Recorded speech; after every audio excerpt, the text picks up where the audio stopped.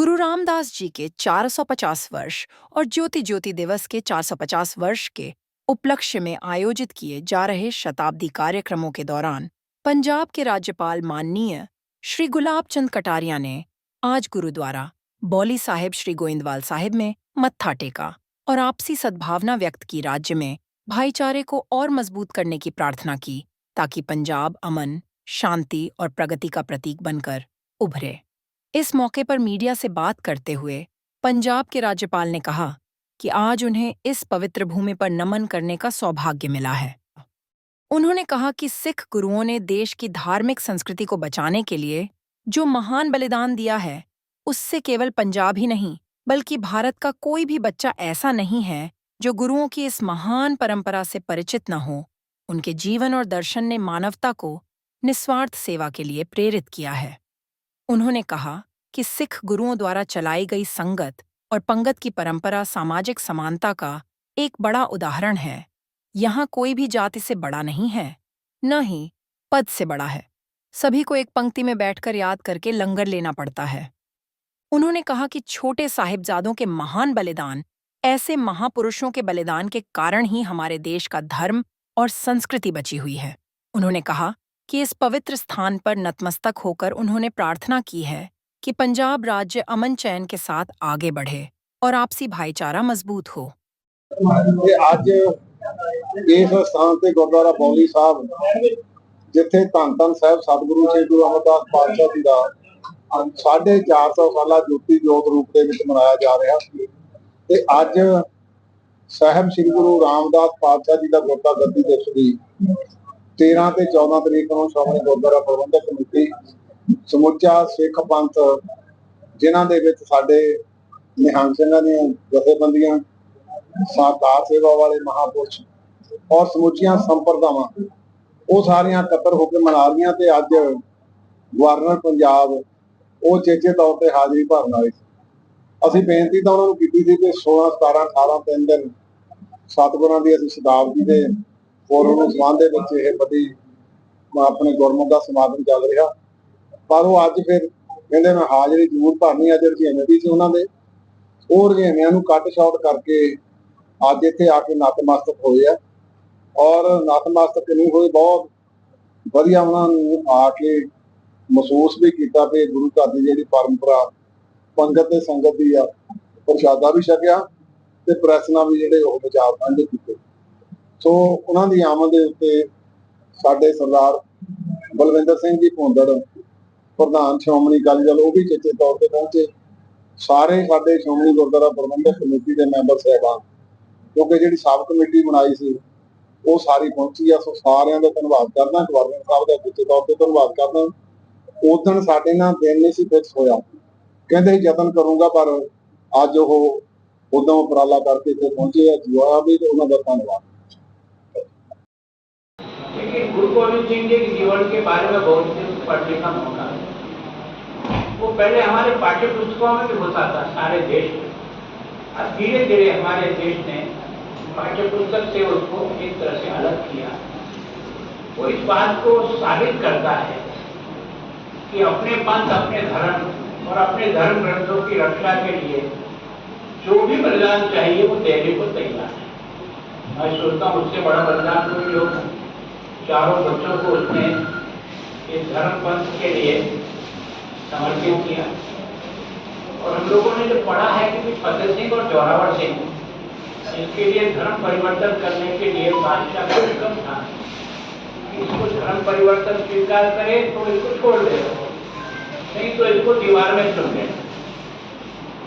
मैं सोचता हूँ दुनिया में ऐसा उदाहरण पहली बार कहीं मिला होगा कि दोनों भाइयों के साथ एक एक गीत रखते जाते थे और पूछते जाते थे बोल तेरी क्या मंशा है, बोलो तेरी क्या मंशा है।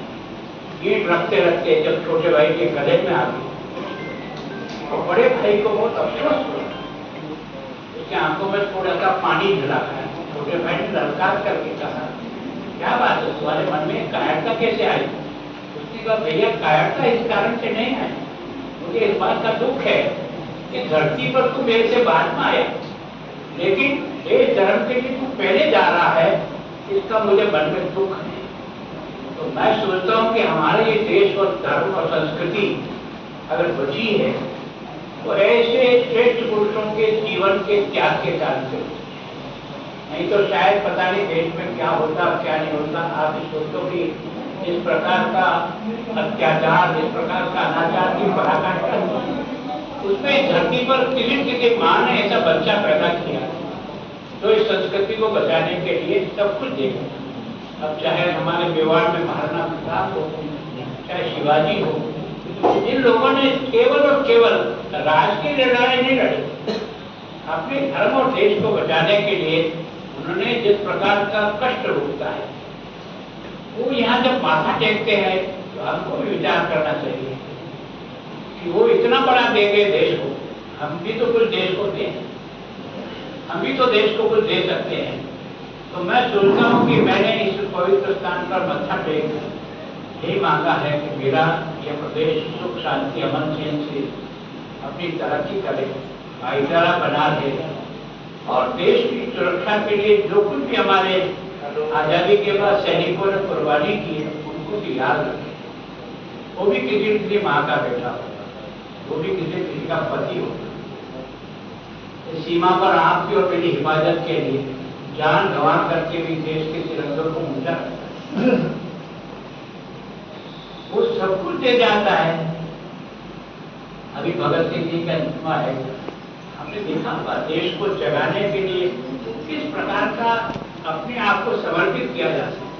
चाहते तो हम देश के भाग भी जाते, भागे इसलिए नहीं, मेरे बलिदान के कारण से देश में उजाल एक जोश आएगा आजादी का जंग लड़ने का, और इसलिए खुशी खुशी कुर्बान।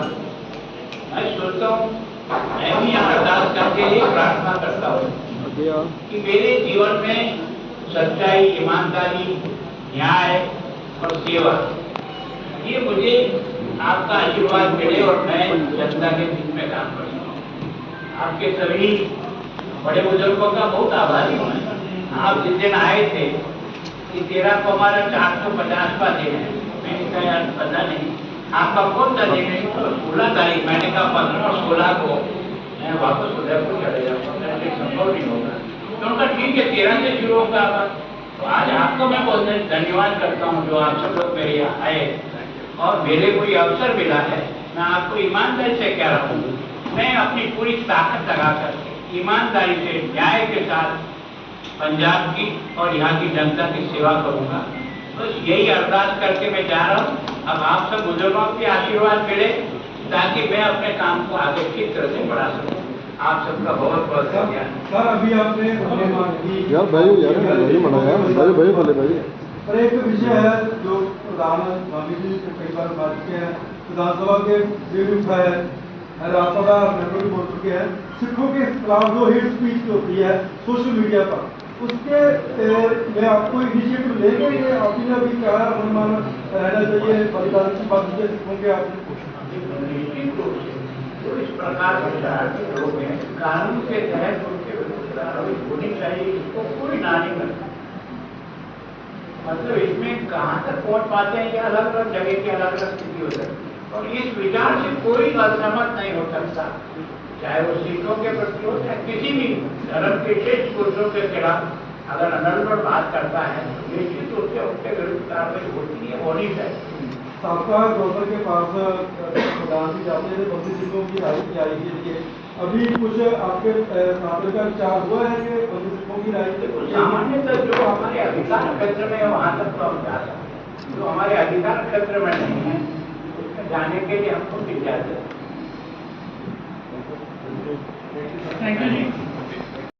प्रेस की ताकत के लिए तरन तारण से जसबीर सिंह की रिपोर्ट।